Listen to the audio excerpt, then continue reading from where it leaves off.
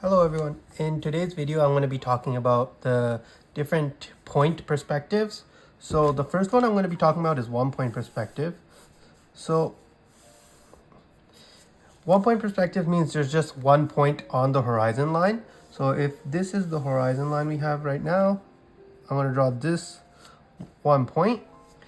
And just like normal perspective, anything that's above that line, we're looking up at, and anything that's below that line, we're looking down at. So the best way to indicate 1 point perspective is, like a good example I would have is a building and it's on a sidewalk. So using perspective, you can see the depth of like an image. Like it looks like you're going deeper and deeper into a said scene, because it basically scales objects up or down based on how far it is in the distance. So I'm just going to quickly draw this as a window.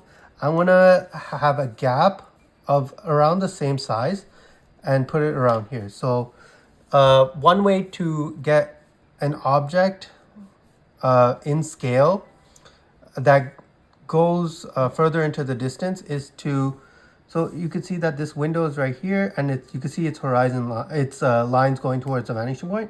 I'm going to go from the middle of the window and I'm going to create a line straight to the vanishing point, and then from here I'm just going to cross into this middle line.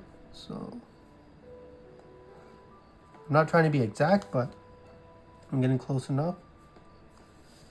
And then, so that's basically if I were to draw this exact window on like right here, but I want it to be one windows away. So I'm going to do the same thing from this corner. I'm going down, boom. And that's where that other end of the window would be. I'm going to do the same thing again. Up and one more.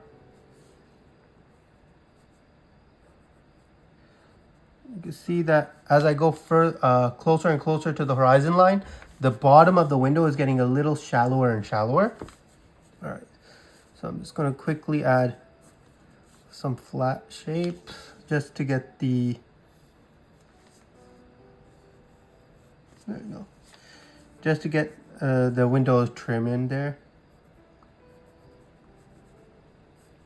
One thing about perspective, especially 1 point, is while the diagonal lines are going towards and away into the perspective, the horizontal and vertical lines are basically always going to be horizontal and vertical. So if you can see, this vertical line is just straight up and down. I'm going to add a little sidewalk that's coming this way.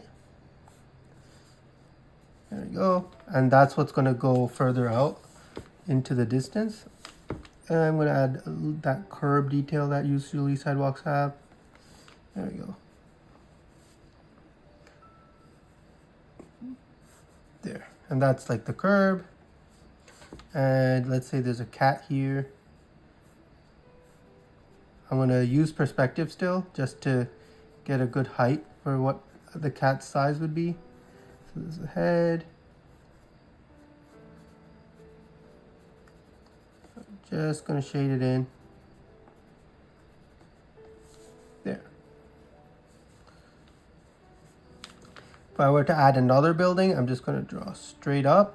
So this is a taller building. It's just going to cover it a bit. Straight down towards it. You're not really going to be able to see the top, so let me quickly erase that extra line I added. There we go.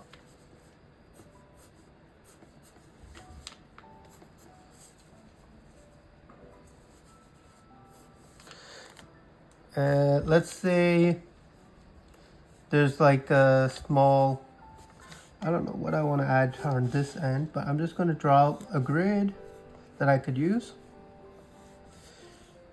Yeah, I could just say it's the other end of the street. It's easier that way. There we go. And then we're going to add where the sidewalk would be around here. It's not great line-wise, but the idea is there. Then there's some lines down that show it's in perspective. There you go. Horizontal line there. Maybe add a little detail here to show that it's a city. Maybe this is a clock tower, something like that. There. So that's one way to use 1-point perspective. In this example, I put the perspective line, vanishing point in the middle. Now, what if I were to move the vanishing point to the left or the right? Because it's 1 point, it is a bit harder to understand when you start moving the vanishing point on the horizon line. Because let's say I have this right here, and I go towards the vanishing point. There. So this is like a cube or something, just in perspective on the vanishing point. What I would want to do is basically angle it towards the second vanishing point, right? To show that that face is like going in horizon in perspective too. But I want to keep this as a 1-point perspective drawing. So I'm just going to make this the horizontal line here straight, basically. There. And let's say this is like a shop that people go to. I'm using very simple shapes right now because just trying to show you guys how I use this perspective stuff.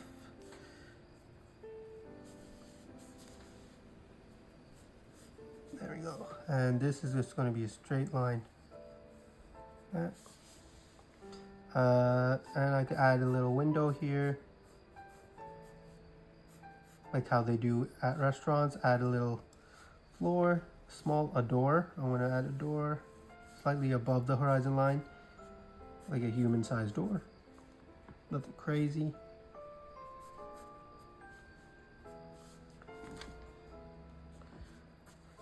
Making sure all my lines are straight. And let's say, well, we're just gonna have a second building here. It's gonna be taller. I'm just gonna indicate that it goes further back, keeping that line horizontal.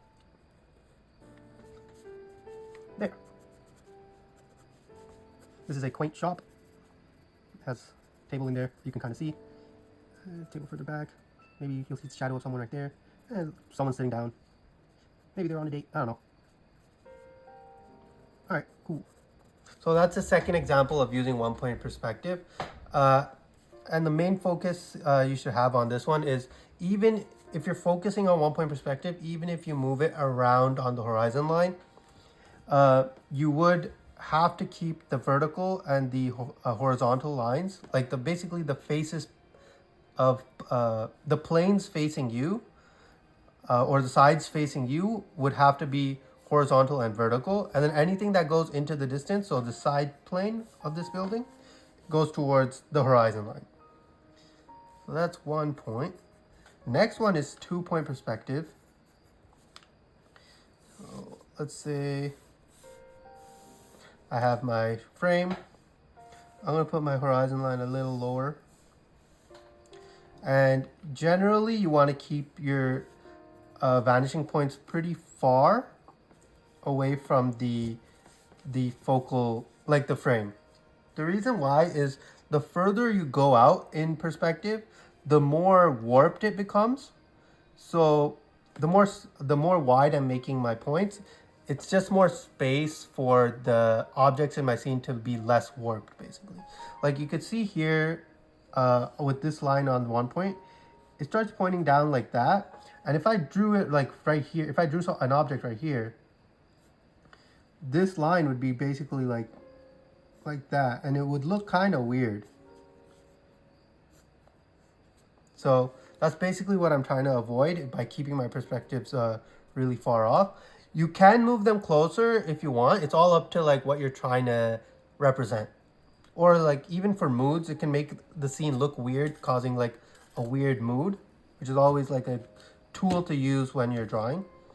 Let's say there's a castle that's this tall, and there's a person standing right in front of the castle. and they're not exactly on the corner, so I'm going to put this as the one end of the building. Boom. And it goes out. You could also just start drawing a grid following.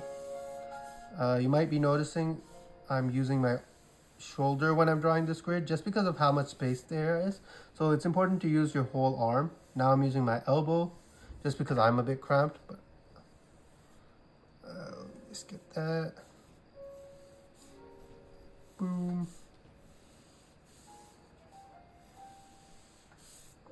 Just getting that grid nice and out.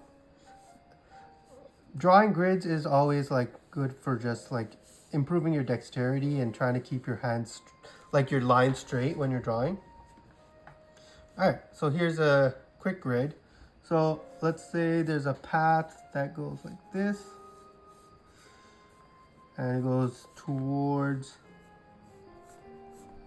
this building, and I'm making sure my path is in perspective. So as it goes towards this line, it gets smaller a bit, but because it's like a human made, not like an old school type path, it could be a little rougher than usual. So I'm gonna draw following towards this line. It's like a behemoth of a building. I'm gonna draw the bottom like here. There it is. And the bottom for this part.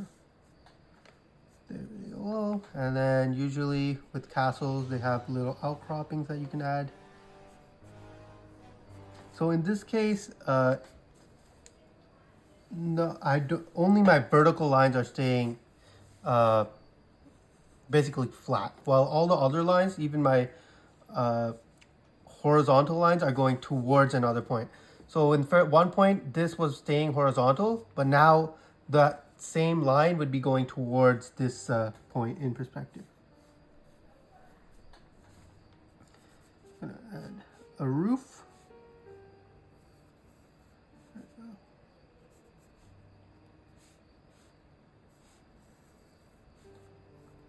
There it is. That's nice.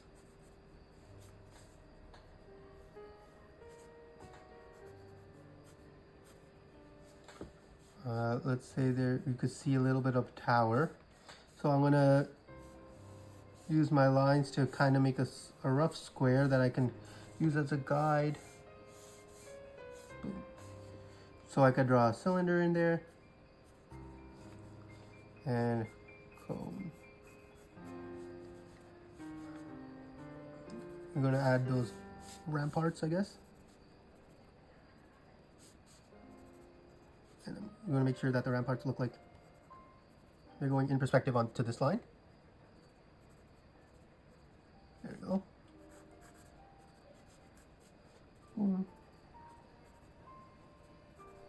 I didn't really scale this correctly, but it works. We're gonna have our tower. Also, you might be noticing just by the way I'm using perspective, everything that's above my horizon line we're looking up at, and everything that's below my horizon line, it's automatically things that we're looking down at.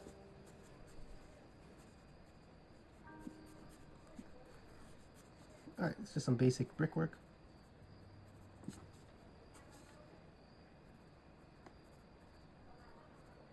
There we go. Not a perfect looking castle, but for what I'm trying to represent, which is just a simple 2-point perspective, it works really well. Maybe I'll just make this into more like a barn. Shadow here. Oh.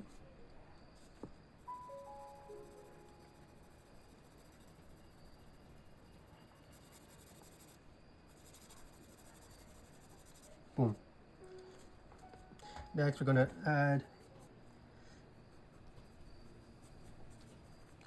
character.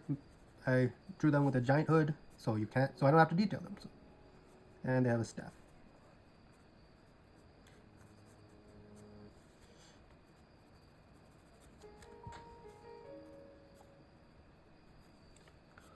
There we go. So that's an example of 2-point perspective. I'm just going to show what happens if you put the points too close. So let's this one's gonna be quick. So, oh wait, you know what? I'm going to put a higher horizon line, just because I think maybe I could make up an idea. There's 1 point, there's 2 point. So let's say there's a building right in the middle.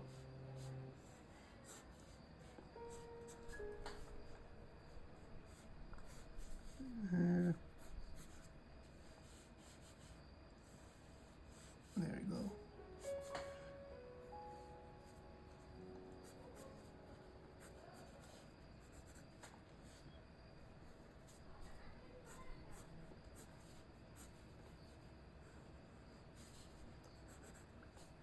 So this one, because it's in the center between the two, it looks less warped. But now as I go further out, so I'm going to add a building right here, basically following that same perspective.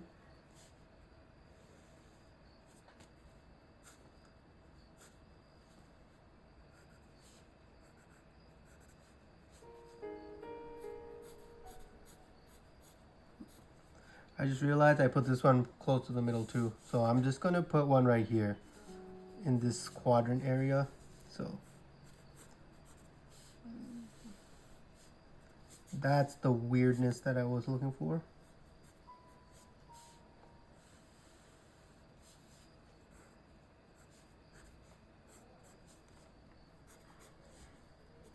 So if you look at this one, like the top of this, you can see that it's more rectangular. It just looks more square compared to this one, which just looks more like a diamond, with one side being much longer than the other side. Even though perspective does shorten one side compared to the other, this warp doesn't make it look as square as like this center one or even this one right here. Another way you can use 2 point is for interiors. You could also use 1 point for interiors, but I feel like using 2 point for interiors is always like more fun. So I'm going to add a line. So I'm going to draw my walls by just going up one. I'm going to basically do the same with the imaginary one here. So there, that's kind of where I got it. So if I say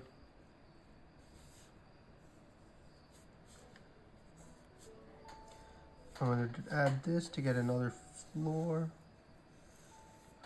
And then I said my perspective line was around here. Go up to my wall.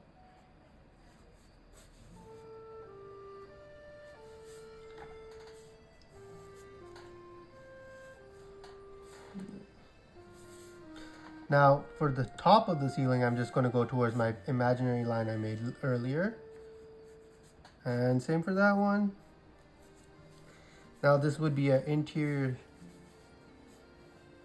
interior scene. So if I were to draw a table in perspective, I'm just going to quickly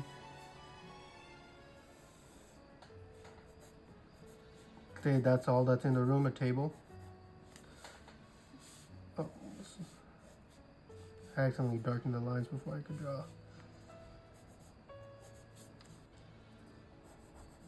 There we go. And then the base,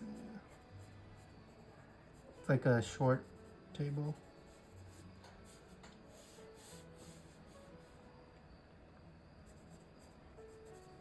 And the back leg would be around here. And to indicate that we're inside, I'm going to add a window right here.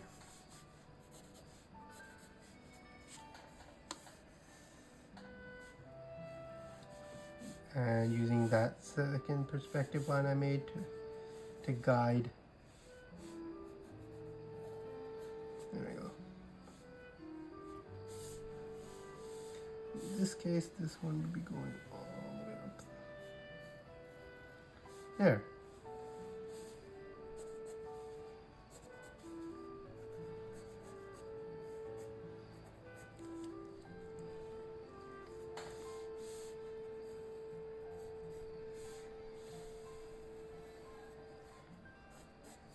So that's just an example of using 2-point for an interior scene. Now the next perspective method is 3-point. So for 3-point perspective, we'll have a line, a horizon line, and we'll have 2 vanishing points, whatever distance you want to keep it. And then the final one would be all the way down. It can kind of be anywhere, I feel like, depending on what you're trying to get. So I'll just say this is a vanishing point right here. So now if I were to draw a building, that third vanishing point basically ends up being similar to 1-point perspective. So I draw a roof right here of a building.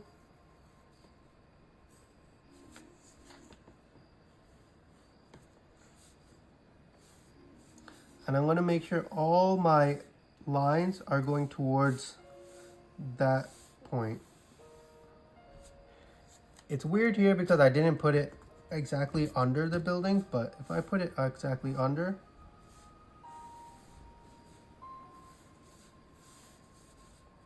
and then we could get our lines going down like this. And now these things are converging to this vanishing point right here.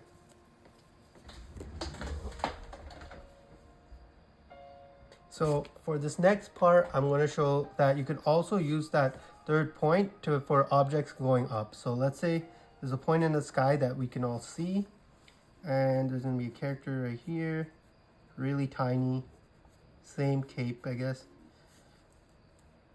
And this would be the corner. And I'm going to use perspective first to get my edges.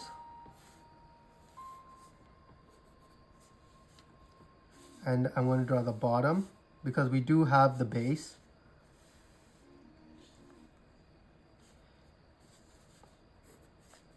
There's a base. And now I'm going to go towards the horizon line.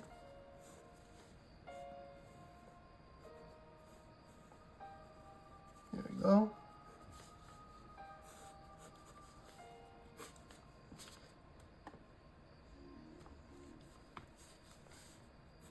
And now the top is going converging towards the third vanishing point up there, while also its horizontal lines are going towards their specific vanishing points. So for 3-point perspective, it just means that your vertical lines now also have a point to go towards. You can see right here. So if I were to draw a building right here, and just gonna get a good base, and then I'm gonna point it towards there. It's really easy to warp this though, which is what I'm trying to avoid, but that's just how it is. So it's useful in some scenarios, but it's not something you should always use when you draw.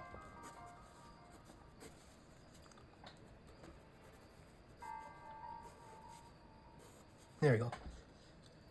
Now, another perspective technique that I can show is, I guess, fisheye lens, which is a bit harder to do because there's just so much to the way it is, way it's drawn. But you basically have to make your grid. You're basically making a perspective grid. So first I'm going to make my normal perspective line. So let's say this is a 2-point perspective. Boom, boom. And I'm going to make that grid real quick.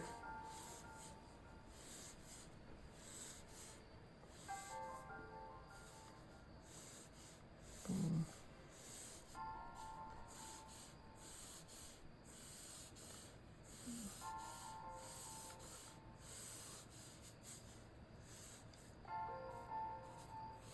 Just realized I didn't need this one.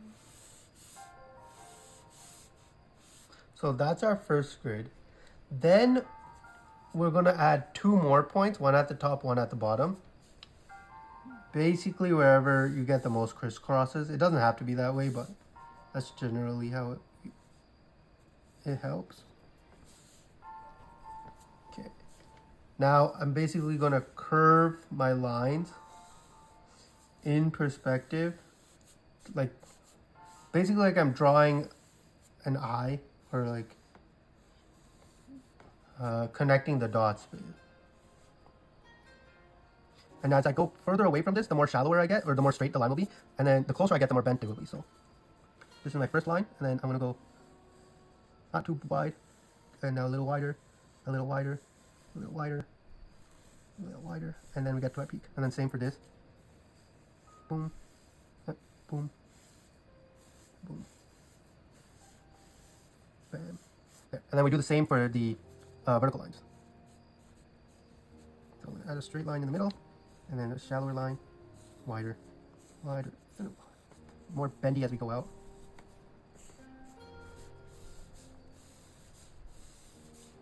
So this basically imitates the way a wide angle lens kind of looks for a camera. This is a really rough version, but now if I were to draw some stuff in it following these guidelines that I made,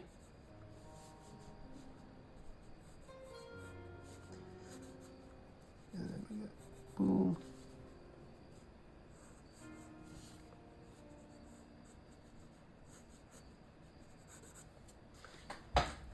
I'm gonna put a cube up here.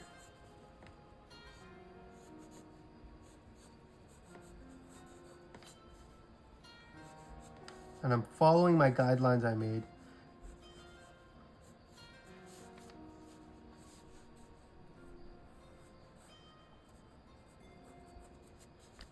This one real close up will do like this. Maybe you could even put a point in the center, say it's 1 point perspective right there.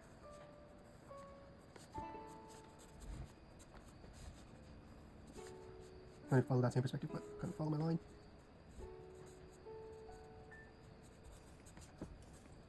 There we go.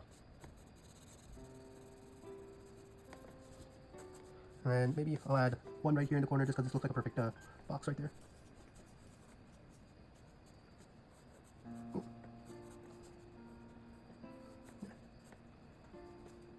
I'll put one right under here.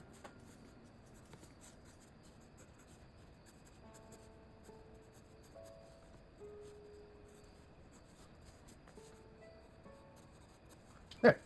So that's an example of one way to use the fisheye lens, which means multiple points. One other thing that I noticed that people don't really realize is you could put more than 1 point on a horizon line. So I'm just going to quickly draw the scene. So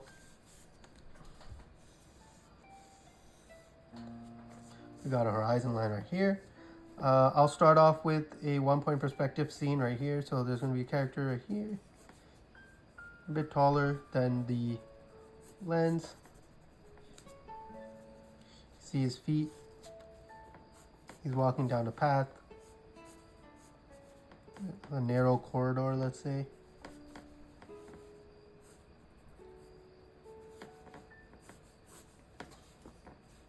Maybe it's like a fake wall or a gate that they're just walking down the side of. Now,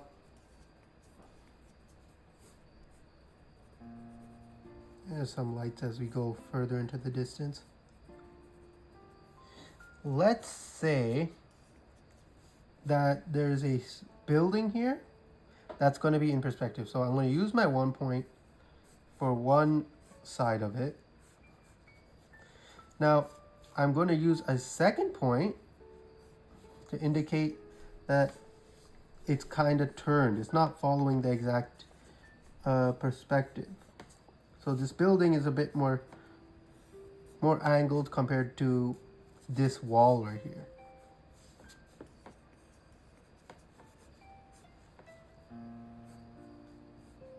Make sure I got this character. There we go. The height of the character is kind of like the door's height. Oh. I drew this wrong, so I'm just going to quickly, there.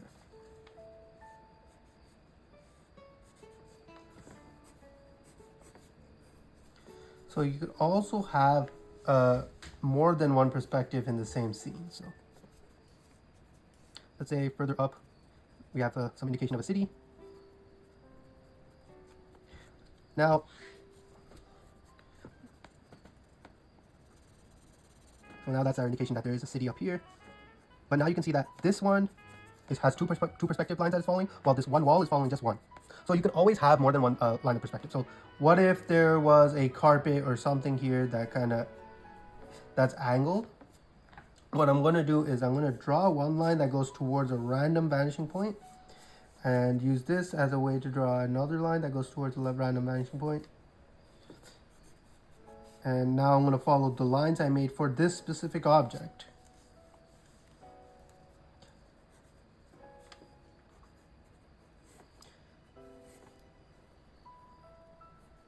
Just shade this out. Now, this scene still looks like it's in place within like this location that I drew. Even though the vanishing points are not following the exact same ones that I placed for this. Even this building, even though it doesn't follow the same the exact same vanishing points, it's still in perspective, because as long as the ends of your objects are going towards a vanishing point on the horizon line, you should be able to draw multiple scenes with multiple vanishing points and still have it look like it's set within the same location.